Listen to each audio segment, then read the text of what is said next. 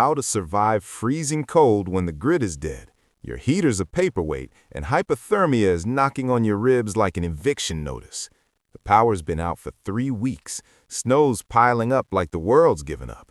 No gas stations, no Amazon deliveries, no government rescue helicopters blasting hero music. Just you, the cold, and the very real possibility of becoming a human popsicle by morning. The Amish aren't even answering their landlines. The homeless guy under the overpass, he's doing better than you. And history is laughing because your ancestors survived ice ages with nothing but rocks and animal fat, and you're here Googling how to turn on a furnace manually. No worries, we're going full survival mode. Amish-level resourcefulness, homeless-level grit, history-level resolve. I refuse to die like this. Let's start with what kills you first. It's not the cold, it's you. Your body is a furnace that runs on calories, and when the temperature drops, that furnace cranks into overdrive, trying to keep your core at 98.6 degrees. You start shivering. That's your muscles vibrating to generate heat. Cute, but inefficient. You're burning fuel faster than a diesel engine with a hole in the tank, and when the fuel runs out, your core temperature drops. You get confused. You start undressing because your brain thinks you're overheating. Paradoxical undressing, they call it. Then you're dead, naked, frozen, embarrassing. Rule 1, stay warm. Rule 2, stay fed. Rule 3, don't be an idiot. The Amish have been living off-grid since before off-grid was cool. No electricity, no central heating, just wood, wool, and the audacity to thrive in Pennsylvania winters. Here's what they know that you don't. Start with insulation. Your house is bleeding heat through every crack, window, and poorly insulated wall. The Amish seal everything. You do the same. Grab old blankets, towels, duct tape, cardboard, trash bags, whatever. Stuff it into window frames. Tape it over drafty doors. You're not winning design awards. You're not dying of cold. Pick one. Next, shrink your living space. Heating a whole house is for people with functioning furnaces. You don't have that luxury. Pick one room, the smallest one preferably with no exterior walls. Move everything you need into that room. Blankets, food, water, your existential dread. Now you're heating 10 square meters instead of 100. Your body heat alone will raise the temperature a few degrees. Add a candle or two, and you're basically a human radiator. Speaking of candles, the Amish use oil lamps. You can too. Find any cooking oil, olive, vegetable, even old fryer grease. Pour it into a jar, twist a cotton wick through a hole in a metal lid, or just dangle it in with a wire. Light it. Boom! Heat and light. One oil lamp puts out about 100 watts of heat. Not much, but in a sealed room it adds up. Don't knock over the jar unless you want to add house fire to your list of problems. Now the big one, a rocket stove. The Amish don't use these, but they should. You're building one. Find 2 metal cans, one big, one small. The small one goes inside the big one standing upright. Pack the gap between them with sand, dirt, or ash for insulation. Cut a hole near the bottom of the small can for airflow.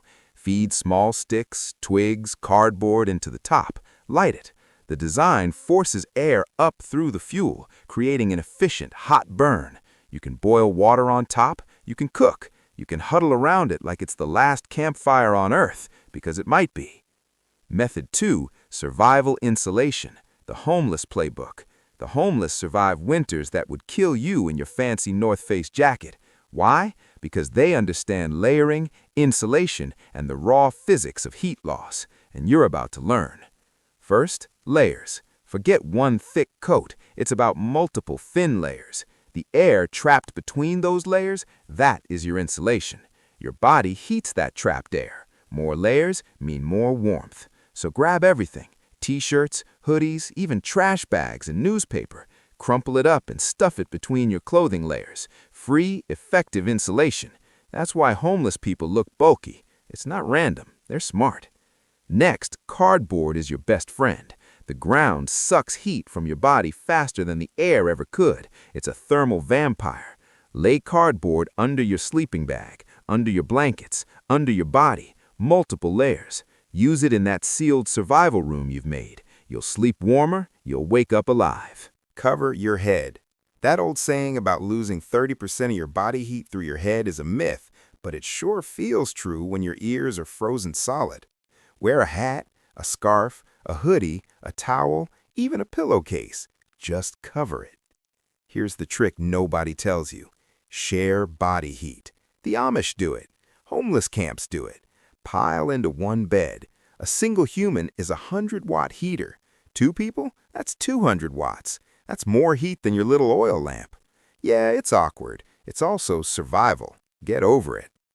Method 3. Food as fuel. The calorie furnace. Your body is a biological furnace. It burns calories to generate heat. No calories, no heat. You will literally freeze from the inside out. So eat a lot. The Amish eat dense, high-calorie foods all winter. Butter, lard, bread, meat. Fat is fuel. 1 gram of fat gives 9 calories. Carbs and protein only give 4. Fat is twice as efficient. You've got a jar of peanut butter? Eat it by the spoonful. Canned tuna in oil? Drink the oil. Your arteries can hate you later. Right now, it's keeping you alive. Drink hot liquids. They help maintain core temperature without forcing your body to burn extra calories. Boil water on your rocket stove. Add instant coffee, tea, bouillon cubes. Sip it slowly. Psychological warmth and physical efficiency in 1 cup. Here's the dark part.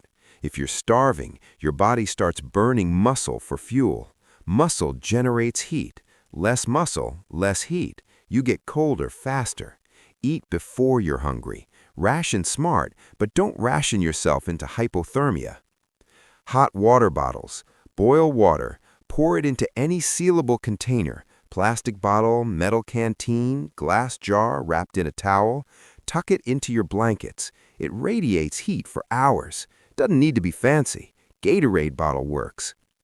Terracotta pot heater. Get a clay flower pot. Flip it upside down over a candle or oil lamp. The clay absorbs and radiates heat. Mini space heater in your sealed room. Keeps your fingers functional. Alcohol stove. Rubbing alcohol, hand sanitizer, high-proof booze. Pour some into a shallow metal can. Light it. Burns clean, hot, almost no smoke. Cook. Warm your hands. Don't drink it unless you want to go blind. If desperate, your car. Run the engine for 10 minutes every hour. Sit inside, crack a window to avoid carbon monoxide. Not sustainable, but it buys time until the storm passes. Spoiler alert, help is not coming, but the storm will pass. Here's the science. Cold doesn't kill you. Heat loss does. Your body generates heat. You lose it through radiation, conduction, convection, and evaporation. Good insulation stops radiation. Layers stop convection. Cardboard stops conduction. Staying dry stops evaporation.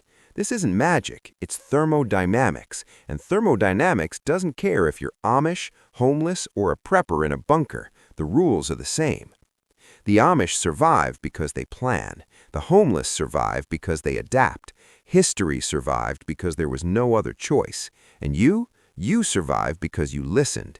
You built a rocket stove out of soup cans. You stuffed newspaper into your jacket. You refused to become a statistic. If you wake up tomorrow and you're warm, congratulations. If your fingers still work, congrats twice. The grid's still dead, the snow still falling, but you are alive. That's the only metric that matters when the world is frozen and nobody is coming to save you. Now, go seal those windows. The cold isn't waiting.